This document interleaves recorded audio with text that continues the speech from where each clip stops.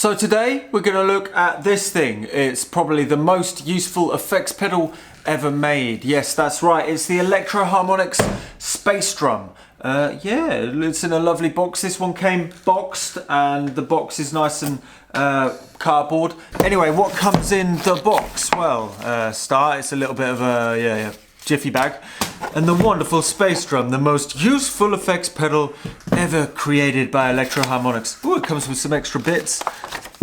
We've got a warranty card, which we're definitely going to need because I'm sure this address is still functioning. It's even got numbers, but it's definitely not got any websites because this was 1979. I don't know. It's need to find the date when these came out. Oh, look at that. It's gone a bit. It's been a bit bitten around the edges. Ooh, you cannot fake that. I don't know what's been eating that, but that's pretty awesome.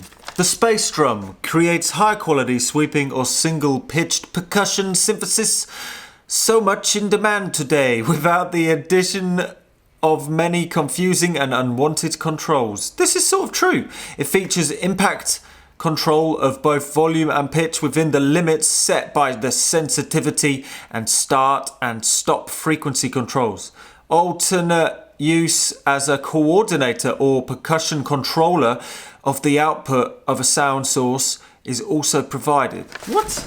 If I find the right power socket, which is annoyingly one of the Electro Harmonix mini jack ones, I think I've got one sitting around. I'll go for a hunt of it and we'll plug it in and see what it sounds like. I'm gonna plug it in. I haven't tried it yet, but oh, it works! It works!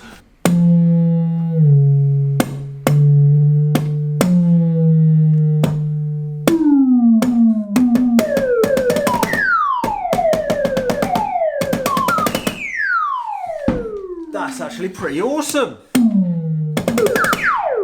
So as the manual suggests, it's pretty self-explanatory. You have the start frequency, and you choose if it's low or high, and then you have the stop frequency. You have a decay switch on the back, which is 2 different decay lengths, and then you have the sensitivity, and you can actually bring it up. So if you've got like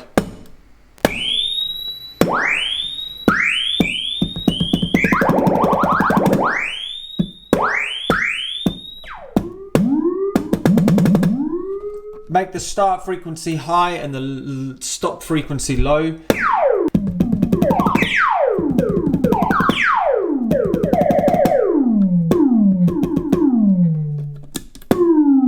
And then the decay switch on the back, that's the long one, and then the short one.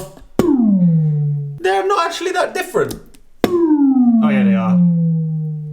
But you could possibly hope for a even shorter one thing, but I'm really kind of reluctant to modify it because it's awesome as it is.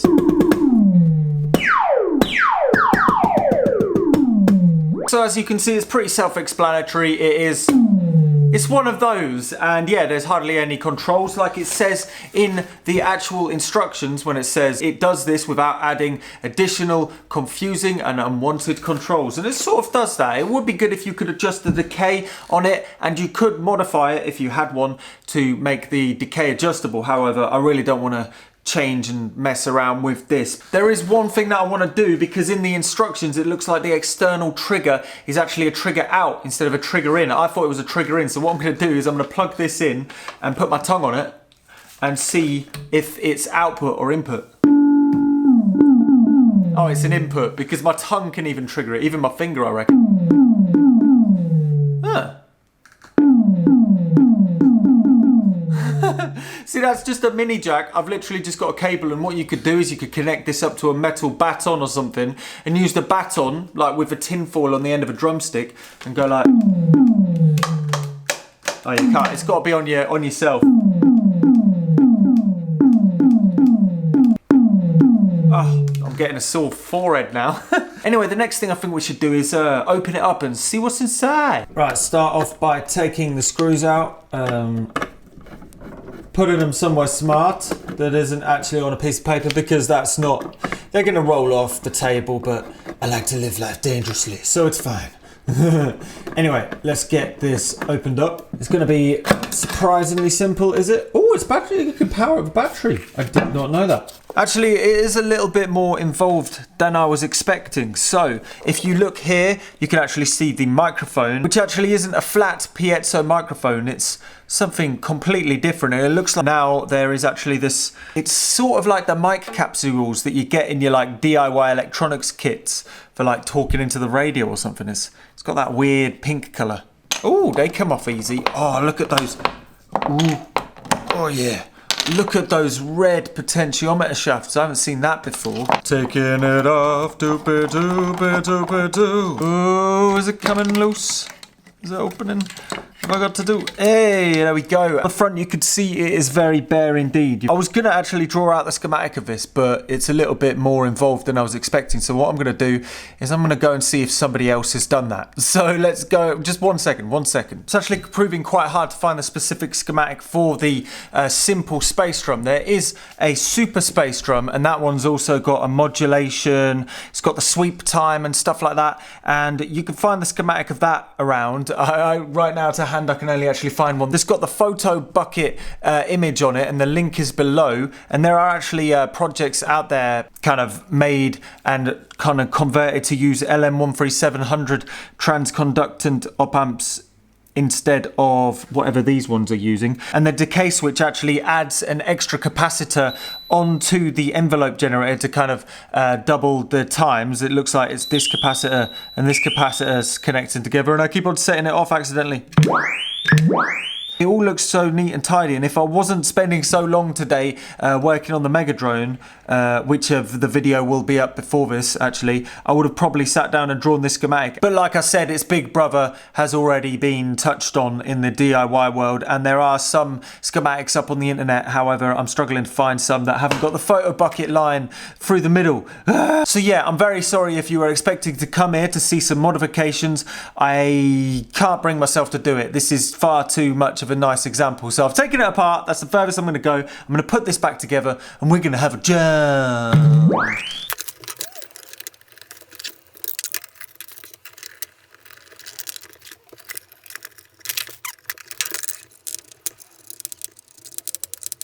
So before we plug it in to have a jam, let's just take a moment to appreciate the actual Electro Harmonix effects pedal packet, because at this time there was only like 2 or 3, maybe 4 different types of enclosures that their kind of pedals were coming in, and they were so awesome and so like characterful, robust looking. All they are just 2 pieces of sheet metal that are bent. One goes on the top and then one goes on the bottom. That's all they are, and they managed to get so many different effects pedals into this same enclosure, even down to, you know, drums and stuff. Like, they have a universal smaller version of this and a larger version of this, and yeah, it kind of lasted quite a long time. Right, so now it is plugged in and you can listen to it with a recorded feed. I'm going to record some samples of this and some loops and stuff, so you can download those on my Patreon and stuff like that. But anyway, so as you can see, for the start frequency, if you do the start frequency really low and the stop frequency really high, obviously it goes,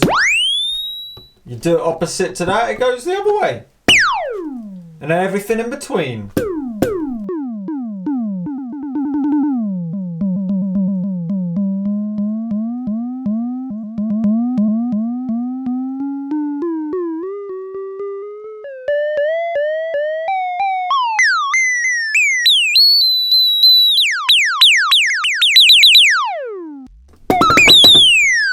Longer decay. Obviously the sensitivity, I'm putting it on max because I'm playing it with my hands, but if you were to play it with like drumsticks,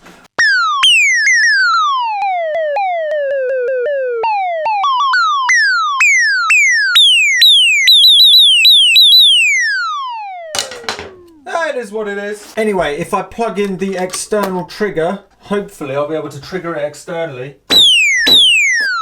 Oh yeah!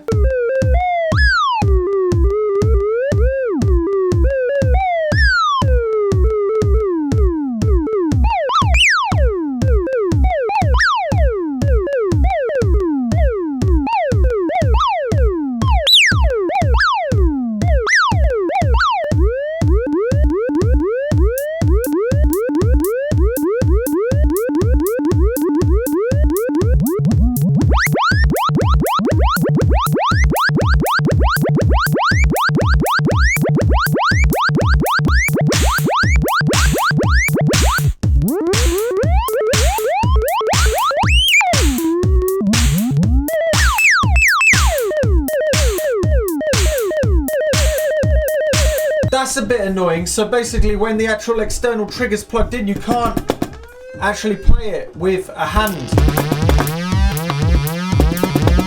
Oh!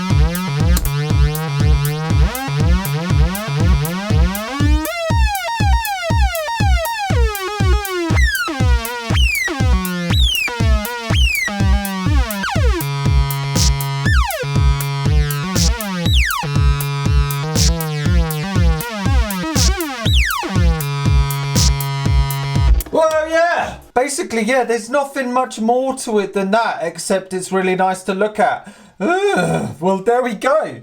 So that is the space drum, and by modern standards it is ridiculously simple, but it does what it says on the tin. It's like, it hasn't got all of those other annoying controls, it just has the effect that they would have wanted when this was out. Obviously the super space drum has a few more knobs, and I've mentioned it before. It's got modulation and you can adjust the decay and stuff like that, but this is just its little brother, and I think it's got a nice look to it because it's got the big muff kind of fuzz pedal case, but it's a drum machine. There's nothing much more to say about it really. I've included a bunch of samples and drum loops over on my Patreon of this and what you've heard, and then a bit more of this and that. So if you're interested in that, go and check it out, and needless to say that will support projects like the 1000 Oscillator Mega Drone. I'm going to get back on the Game Boy Mega Machine. So yeah, if you want to see more vlogs and stuff like that, go and check it out. And yeah, that has been the Space Drum. And I've been Look Mum No Computer. Don't forget to subscribe and don't be scared to try it.